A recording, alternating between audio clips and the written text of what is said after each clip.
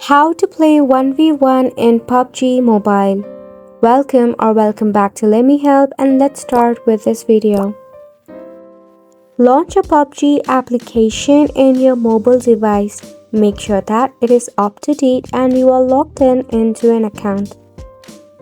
Now, to play your 1v1 mode in your PUBG Mobile, you'll be needing a room card that is easily available to purchase in your PUBG store, or you can even redeem it if any one of your friends has sent it as a gift to you. Once you have redeemed or have enough room card for yourself, you can go ahead and create a custom room.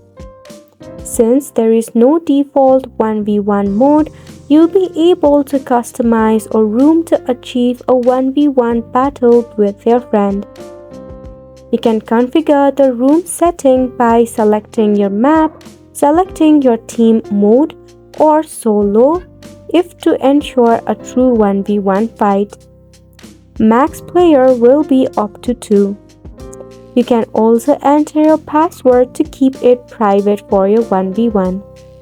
To invite your friend, you have to create a room, then provide them your room ID and name. Share this information with your friend so they can join the room.